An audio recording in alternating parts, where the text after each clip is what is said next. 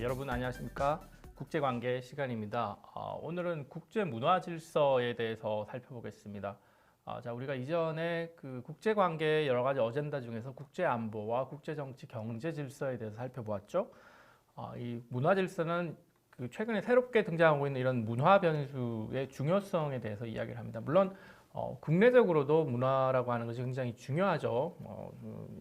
그 한국이 드라마나 아니면 가요, 뭐 이런 부분에서도 상당히 아주 뛰어난 그런 어떤 결과를 내고 있고 다른 나라에 많이 수출도 하고 있고 그래서 인기도 많은 편입니다. 그런 것들이 사실 국제 질서에도 큰 영향을 미치기 때문에 국제 문화 질서에 대해서 살펴보는 것이 되겠습니다. 그래서 문화 변수라고 하는 것을 통해서 국제 관계를 살펴볼 때 우리가 국제 관계를 어떻게 조금 다른 방식으로 볼 수 있고 다른 방식으로 해석을 할 수 있는지에 관한 내용이라고 보겠습니다. 자, 오늘 내용도 세 가지 주제를 중심으로 그리고 이것뿐만 아니라 뭐 관련된 부분들에 대한 논의들을 하게 될 겁니다. 문화와 국제관계에 대한 일반적인 논의들을 하게 되고 그리고 문화의 한 부분이라고 할 수도 있고 또 뭐 약간은 좀 다른 부분이라고 할 수 있는 종교적인 문제. 그렇지만 이 문화 질서와 종교 질서는 또 서로 연결된 부분이 많기 때문에 종교와 관련된 국제관계를 살펴볼 것이고요. 또한 여러분들이 많이 들어보셔서 아실 그 소프트 파워에 관한 것을 논의를 하겠습니다. 그 하드 파워와 상대되는 개념으로 소프트 파워 그리고 뭐 단순히 소프트 파워라고 해서 그 연성 권력적인 그런 측면에서 뭐 문화나 뭐 종교나 이데올로기나 뭐 이런 매력이나 이런 것들에 대한 논의들이 있지만 그것과 관련되어 있는 다양한 부분들의 논의가 있습니다. 그 부분들에 대한 논의들을 살펴보도록 하겠습니다. 자, 우선 문화와 국제관계에 대한 일반적인 논의를 시작을 하겠습니다. 문화라고 하는 것이 국제관계에서 어떤 영향을 미치냐에 관한 것이 되겠죠.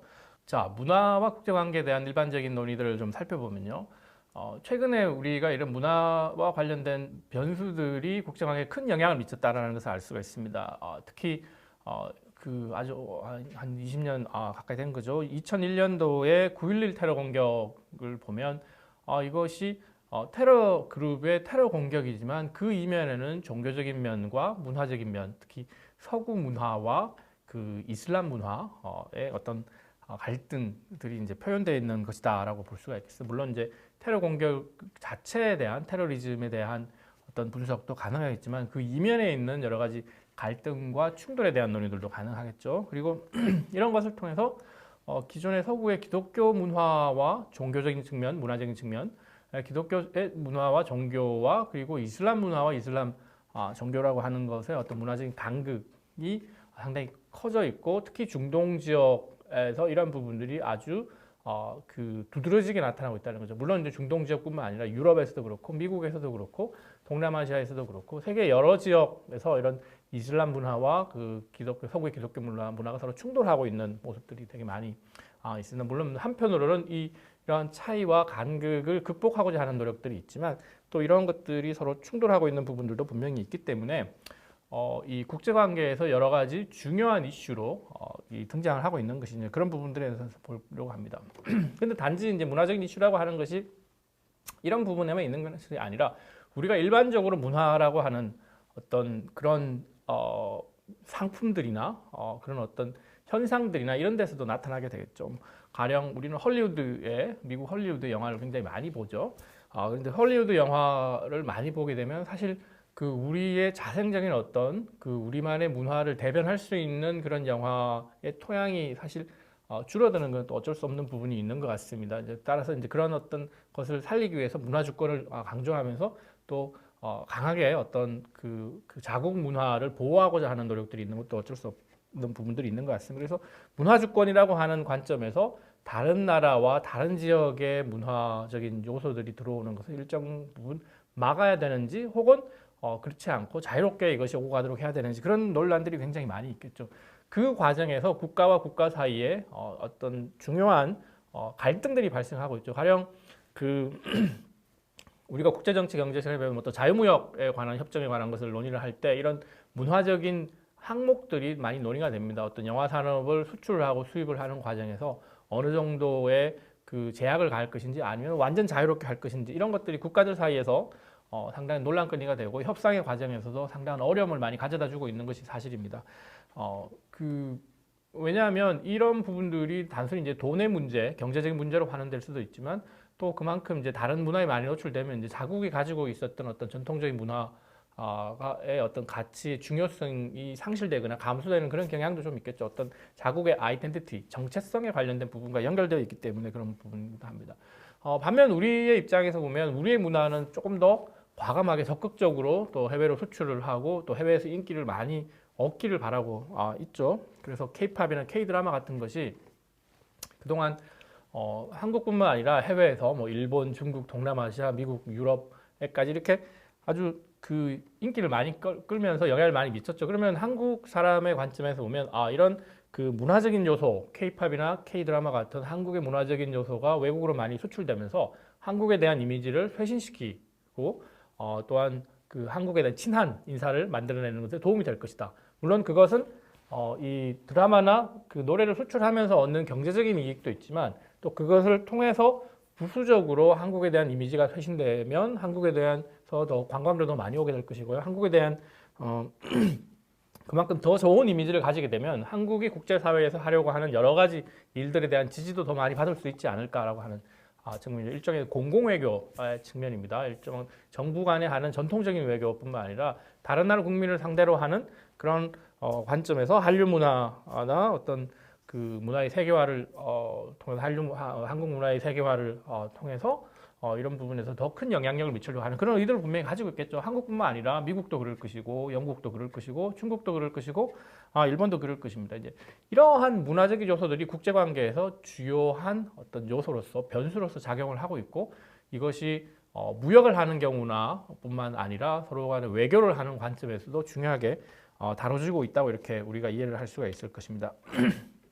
자, 그래서 보면 이 과연 문화적인 것이 협력의 대상으로 잘 될 것이냐 아니면 갈등의 요소로 영향을 미칠 것이냐라고 하는 문제가 있습니다. 우리가 국제관계를 공부를 할 때 일반적으로 전쟁과 평화에 관한 논의를 많이 했고 꼭 전쟁과 평화는 아니더라도 그래도 뭐 갈등과 협력, 이걸 협력이 잘 되느냐 안 되느냐, 경제적인 차원에서 뭐 협력이 더 잘 되느냐 아니면 갈등이 벌어지고 이 무역이 자유무역이 잘 되지 않느냐 뭐 이런 논의들도 했었죠. 환경 부분에서도 대체적으로는 이런 그 문제를 공유하고 있기 때문에 협력이 잘 될 가능성이 있지만 또 각 국가들이 자국의 이해관계에 따라서 협력이 잘 되지 않을 수도 있겠죠. 문화적인 요소도 마찬가지입니다. 문화는 문명적인 요소에서 볼 때도 일부에서는 그것이 충돌의 가능성을 많이 키운다는 거죠. 9.11 테러처럼 충돌의 가능성을 많이 키우기 때문에 이것이 국제사회의 새로운 갈등 요인으로 될 것이다라는 거죠. 가령 과거에 전쟁이 발생했던 이유는 뭐 영토를 침범한다거나 아니면 뭐 경제적인 이해관계가 있다거나 뭐 이런 부분들의 논의들이 많이 있고 뭐 과거에는 뭐 중세에서 이후의 시대에는 어떤 그 왕국의 어떤 그런 어떤 그 모습들이 그걸 지키기 위해서 그런 어떤 전쟁을 치른 적도 굉장히 많이 있었죠. 그래서 현대에서는 이해하기 어려운 그런 부분들이 있는데 과거와는 다른 현대 또 다른 모습은 어떤 정체성의 문제 때문에 이런 부분들이 많이 생긴다는 거죠. 특히 분리 독립을 하는 경우에 민족주의적인 어떤 요소들이 분리 독립 전쟁과 갈등에 큰 영향을 미치는데 그런 민족주의적 요소라고 하는 것이 상당히 이런 문화적인 요소, 종교적인 요소와 또 관련이 있는 부분들이 있죠. 에스닉 컨플릭트를 이야기를 할 때 이런 문화적인 요소를 많이 이야기합니다. 반면에 이런 문화적인 것이 반드시 갈등적인 모습만을 가지고 있는 것이 아니라 상당히 조화로운 모습을 만들 수 있기 때문에 그런 차원에서 문화를 상당히 갈등적인 요소로 보기보다는 조금 더 협력의 가능성을 보여주는 그런 모습들. 그래서 이제 그 국내적으로도 여러 나라의 문화가 서로 융합되는 다문화적인 사회가 어떻게 조화롭게 만들 수 있을까에 관심을 가지듯이 국제관계에서도 이런 부분들이 영향을 많이 미치고 관심을 많이 받고 있습니다. 특히 현대 세계 질서에서 보면 이런 부분들이 많이 가지고 있죠. 그리고 소프트 파워 문제가 있죠. 과거에는 근대 국제 질서의 관점에서 보면 군사력이나 경제력이 중요했었죠. 특히 이렇게 물질과 관련되어 있는 부분이라고 할 수 있는 그런 하드 파워적인 경성 권력이라고 하는 것들이 중요하고 그것이 국가의 부를 측정하는 것이죠. 군사력이 강한 국가가 더 강한 국력을 가지고 있는 것이고 경제력이 그 강한 국가가 GDP가 높은 국가가 더 부를 많이 가지고 있기 때문에 더 강한 국가다라고 하는 그런 모습들이 있는데 사실 그것도 이제 여전히 적실성을 가지고 있지만 사실 소프트 파워라고 하는 그런 어떤 부분을 통해서 매력 발산하는 국가는 어떤 국가인가? 라고 하는 점에 고민을 많이 국가들이 관심을 많이 가지기 시작했습니다. 아까 뭐 드라마나 그 가요나 이런 것들을 통해서 다른 국가에게 좋은 이미지를 가지게 된다면 그 국가가 한국에 대해서 좋은 이미지를 가지고 있다면 그러면 한국은 국가에 상당한 매력을 가지고 있는 것이죠. 그러면 한국이 어떤 일을 하려고 할 때 그 국가가 동의를 할 가능성이 많고 그 나라 국민들이 더 그 호응을 하게 된다면 그것만큼 그 영향력을 미칠 수 있고 그 파워풀한 게 없겠죠. 이제 그런 관점에서 그 소프트 파워라고 우리가 보통 이야기하는 연성 권력, 매력에 관한 것이 굉장히 중요하다고 이야기를 할 수가 있습니다. 우리는 소프트 파워와 관련된 부분은 대부분 다 이제 문화적인 것과 뭐 종교적인 것을 포함해서 이런 가치와 관련되어 있는 부분들이 연결되어 있는 부분들이 있죠. 혹은 제도적인 거, 뭐 민주주의 제도, 그리고 시장 경제의 제도, 경제 발전의 경험 이런 것도 포함이 되겠죠. 물론 그 뭐 K 드라마나 K 팝이나 이런 부분들까지도 포함하는 부분입니다. 그래서 결국 문화와 종교가 국제정치적으로 얼마만한 영향력을 가지고 있느냐의 그런 논의들이 우리의 관심을 이제 끄는 겁니다. 현대 세계 질서에서 보면 기존의 근대 질서에서 전쟁을 하고 뭐 평화를 달성하고자 노력했던 그러한 상황과 논리와는 다른 모습들이 현재 진행되고 있는데 그런 모습들에서 종교와 문화라고 하는 것이 국제정치적으로 상당히 큰 영향력을 가지게 되었기 때문에 이 부분에 대한 관심이 많이 있었던 거죠. 과거에는 그렇게 크지 않았습니다. 냉전 시대에만 해도 이 부분에 대한 관심이 그렇게 크지 않았는데 냉전이 종식되고 나서 뭐 최근에 한 20, 30년 사이에 굉장히 많은 관심이 발생했고 따라서 국제관계에서도 이런 문화적인 요소, 문명과 문명적인 것과 관련되어 있는 것들이 훨씬 더 관심을 많이 갖게 됐다라고 하는 것이죠. 다른 한편 국제 정치학, 국제 관계학의 관점에서 보면 기존의 근대 질서를 넘어서는 어떤 새로운 질서의 하나의 표상으로서 문화라고 하는 변수를 이야기하기도 합니다. 왜냐하면 근대 국제 질서라고 하는 것이 결국은 근대 국가 체제를 중심으로 이루어지는 거죠.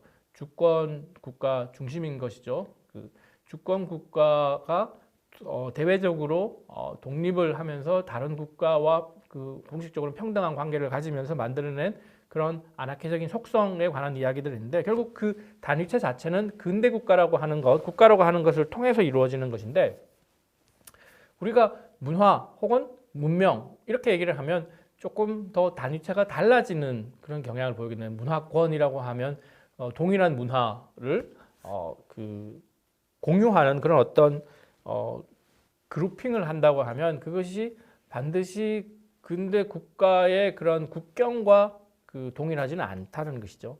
혹은 종교권이라고 이야기를 하면 동일한 종교를 믿는 국가들이 비슷한 방식의 대응을 하는 국제사회에서 비슷한 방식으로 행동을 하고 대응을 하는 것을 이야기를 한다면 그것은 사실상 근대 국가의 그런 국경선과는 완전히 다른 모습을 보이겠죠.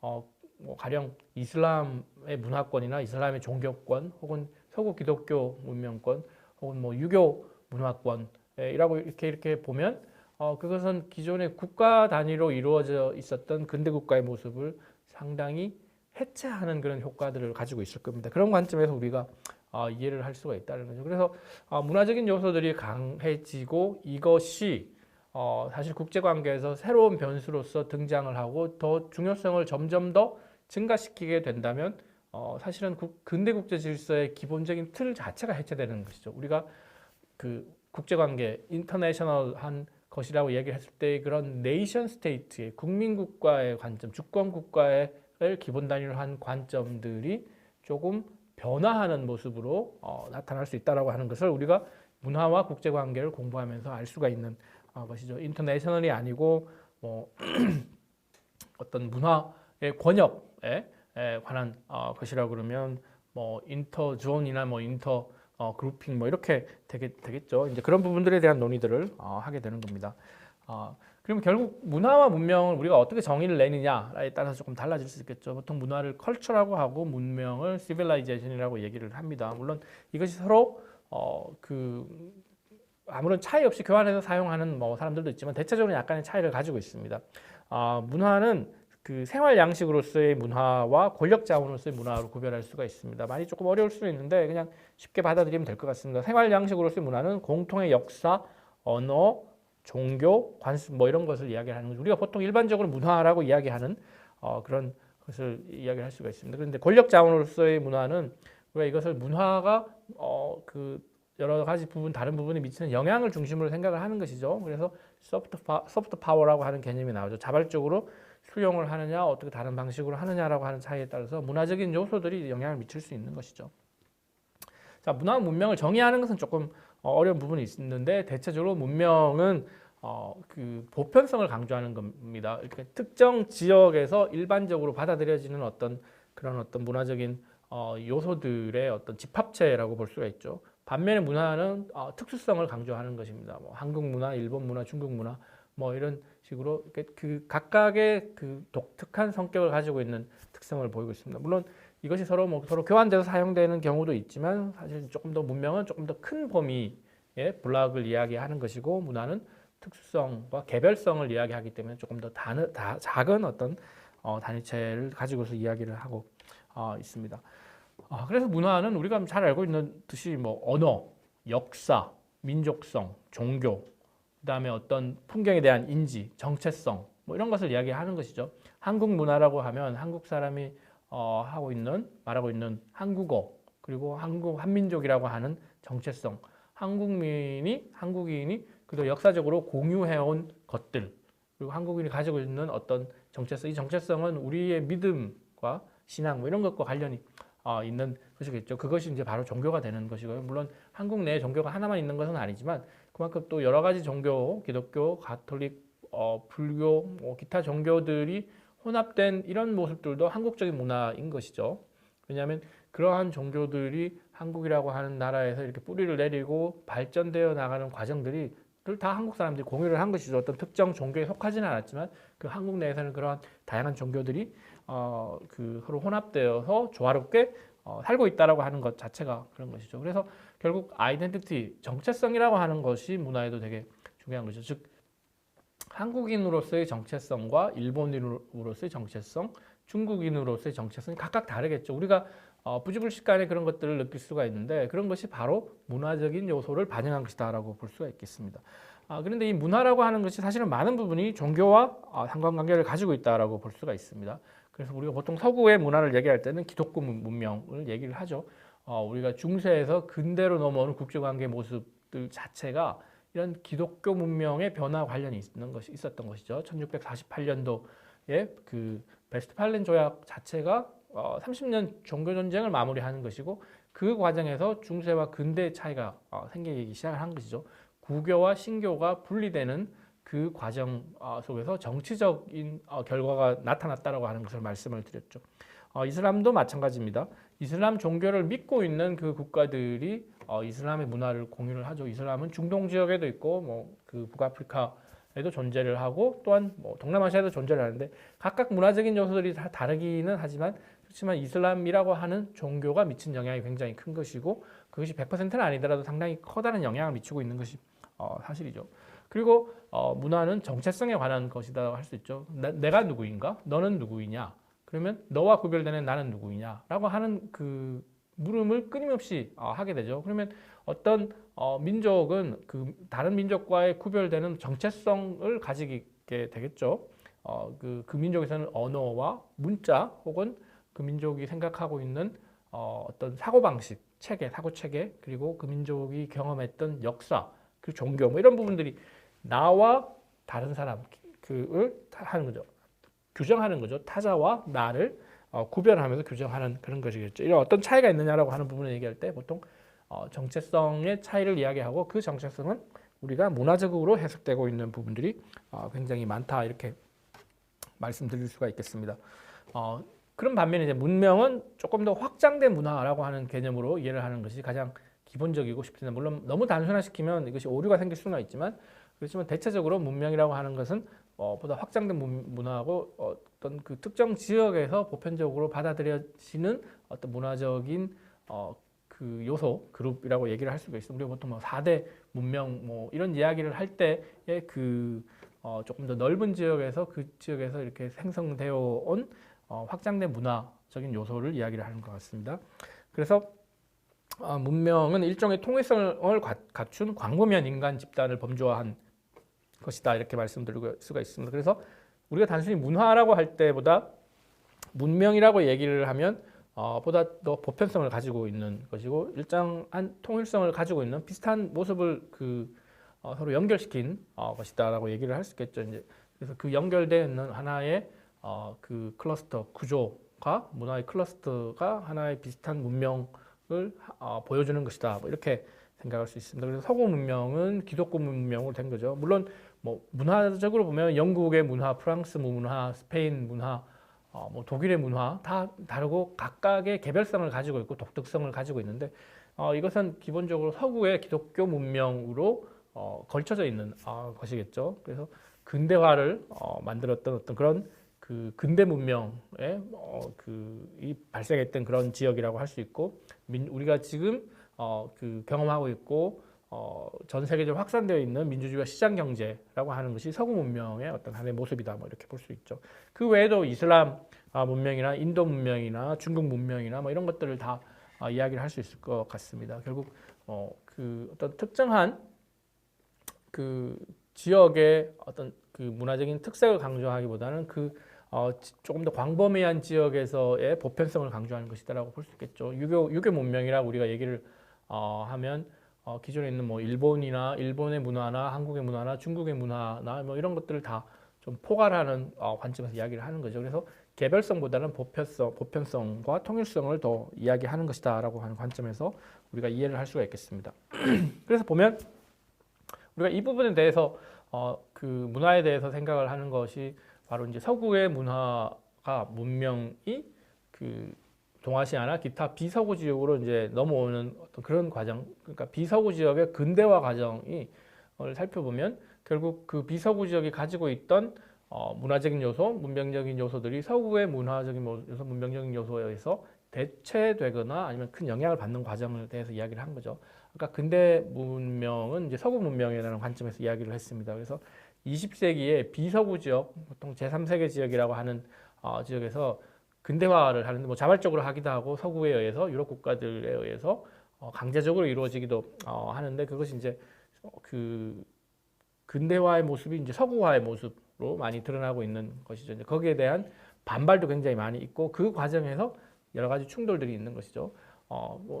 이전에도 많이 우리가 공부를 했듯이 그 19세기 이후에 그 유럽 국가들이 제국주의를 건설하면서 식민지를 개척을 했었죠. 그 식민지 국가에 가지고 있는 독특한 문화가 있을 텐데 그 유럽적인 문화를 이식을 시키면서 갈등들이 많이 발생을 하고 있었죠. 근데 결국 그 19세기, 20세기는 유럽 문명이 전 세계로 확장되고 전파되었던 그런 시기였기 때문에 서구 문화와 산업혁명에 의한 산업화의 문화, 자본주의, 민주주의 뭐 이런 것들이 보편성을 띠면서 전 세계적으로 어떤 하나의 새로운 어떤 그 흐름을 형성했다라고 볼 수가 있겠습니다. 그래서 21세기의 지구화라고 하는 것을 볼 때도 우리가 그 뭐 지구촌 생각을 하듯이 이제 과거에는 각각 떨어져 있었는데 점점 이것이 밀착되는 것이죠. 뭐 비행기를 몇 시간만 타면 세계 어느 지역까지도 갈 수 있을 정도의 이런 모습이고 세계 어떤 지역의 아프리카나 뭐 남아메리카 이런 지역에서 발생한 일들도 바로바로 뉴스로 인터넷을 보면 알 수 있듯이 그런 모습들이죠. 그럼 새로운 어떤 이 현대 국제 관계의 모습들이 문화적인 관점, 문명적인 관점에서 보면 이 지구화라고 하는 것을 매개로 하면서 과거와는 다른 양상을 보이게 되는 것이죠. 그러니까 독특한 문화를 가질 수 있는 것은 이것이 어느 정도 독립되고 분리되어 있기 때문에 뭐 그런 부분들이 있는데 지구화라고 하는 것이 그러면 이러한 과거의 문화적인 속성과 개별성, 특수성을 유지하는데 이것이 도움이 되는 것이냐 아니면 이것이 마이너스가 되는 것이냐 뭐 반드시 좋다 나쁘다를 떠나서 그만큼 더 세계 다른 지역으로부터 받는 영향성이 과거보다는 더 커진다는 것을 알 수가 있겠죠. 그런 관점에서 이제 자유민주주의나 시신자유주의, 시장경제 이런 것들이 많이 확산되면서 이것은 뭐 유럽뿐만 아니라 미국에서도 그렇고 한국에서도 그렇고 뭐 아프리카, 남미 다 모든 지역에서 그런 모습들이 있을 수 있습니다. 과거보다 속도가 더 빨라지게 되겠죠. 이렇게 속도가 빨라지는 과정에서 우리가 문화의 국제관계를 어떻게 이해할 수 있느냐, 즉 문화라고 하는 것이 과거보다 훨씬 더 많은 영향력을 미치게 된다라고 하는 것을 알 수가 있는 것이죠. 한국 같은 경우에도 마찬가지죠. 19세기에 그 전통적인 것과 근대적인 것에 갈등이 굉장히 많이 있었죠. 그것을 뭐 우리의 그 선조인 유길준 는 양절 체제라고 하는 관점에서 그런 것들에 대한 대응을 이야기하기도 했습니다. 따라서 최근의 국제 문화 질서는 과거에도 그랬지만 훨씬 더 이런 여러 가지 문화들이 중첩되는 모습을 볼 수 있죠. 그 한국 내에서도 국내에서도 다문화에 관한 논의들이 많습니다. 한국뿐만 아니라 세계 어느 나라나 마찬가지죠.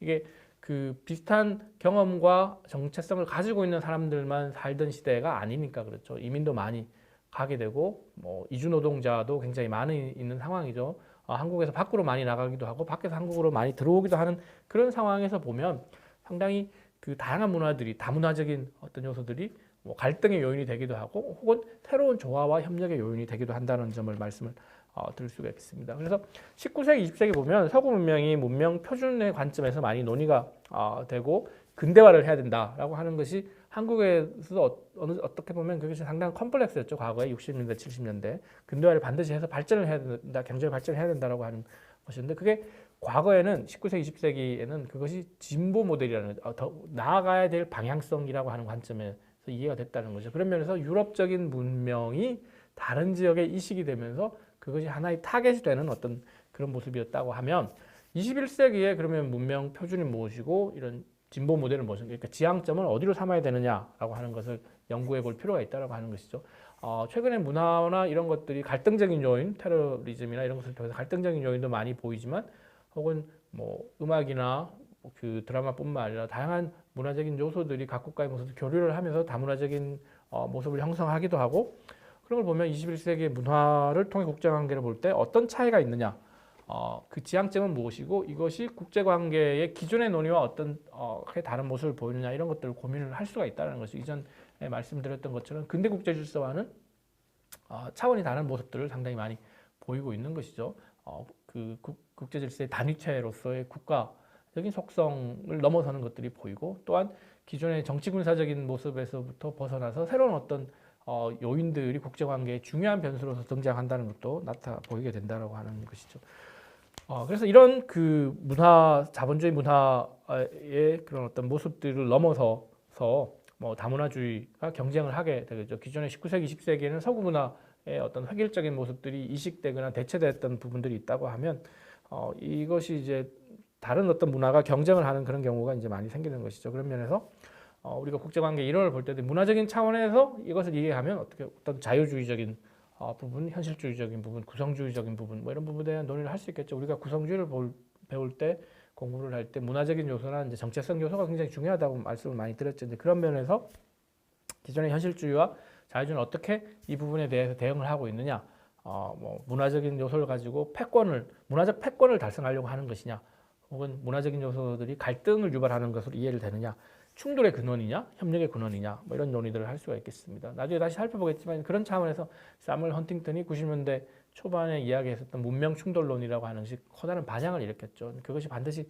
그 세계 평화에 도움이 된다는 것은 아니고 이런 문화적인 요소들이, 문명적인 요소들이 갈등의 요인으로 작용한다는 것이지만 그것이 실제 그 갈등이 되든 협력이 되든 여하튼 그 논쟁이 많았지만 여하튼 그 중요성이 증가한다라고 하는 측면에서는 굉장히 많은 호응을 받고 반향이 많이 있었던 것은 사실이라 이렇게 말씀을 드릴 수가 있겠습니다. 자, 1차시 강의 내용은 여기까지입니다.